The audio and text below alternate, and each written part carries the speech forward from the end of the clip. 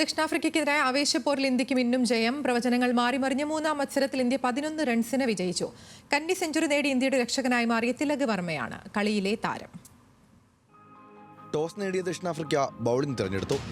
ചെറിയ സ്കോറിൽ ഇന്ത്യയെ എറിഞ്ഞിട്ട് കളി പിടിക്കാമെന്നായിരുന്നു ദക്ഷിണാഫ്രിക്കയുടെ തന്ത്രം. ബാറ്റിംഗിനിറങ്ങിയ ഇന്ത്യയുടെ തുടക്കം പാളി. സഞ്ജു സാംസൺ തുടർച്ചയായി രണ്ടാം കളിയും സംപൂജ്യനായി പവലിയനിലേക്ക്. പിന്നാലെ എത്തിയ തിലക് വർമ്മയും അഭിഷേക് ശർമ്മയും ചേർന്ന് രക്ഷാപ്രവർത്തനം. സ്കോർ 100 കടക്കുമ്പോൾ ഇന്ത്യക്ക് ക്യാപ്റ്റൻ സൂര്യകുമാർ ഉൾപ്പെടെ പ്രധാനപ്പെട്ട 3 വിക്കറ്റുകൾ നഷ്ടമായി.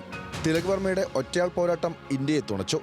56 പന്തിൽ 107 റൺസുമായി തിലക് പുറത്താകാതെ നിന്നു.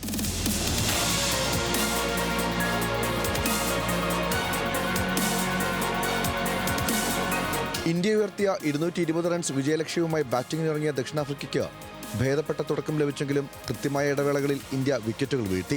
4 ഓവറിൽ 37 റൺസ് വഴങ്ങി 3 വിക്കറ്റുകൾ നേടിയ അഷ്ദീപിന്റെ പ്രകടനം ദക്ഷിണാഫ്രിക്കയ്ക്ക് തലവേദനയായി. മത്സരം ഇന്ത്യൻ കൈപ്പിടിയിലെന്ന് തോന്നിപ്പിച്ച നിമിഷത്തിലെല്ലാം ദക്ഷിണാഫ്രിക്കൻ താരങ്ങൾ ഞെട്ടിച്ചു.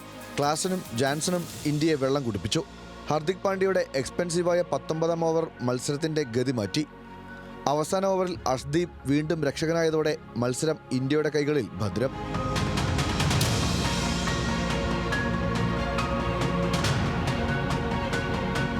നാല് മത്സരങ്ങളുള്ള 2020 സീരീസിൽ ജയത്തോടെ ഇന്ത്യ മുന്നിലെത്തി. നിലവിൽ 2-1 എന്ന നിലയിലാണ് സീരീസ്.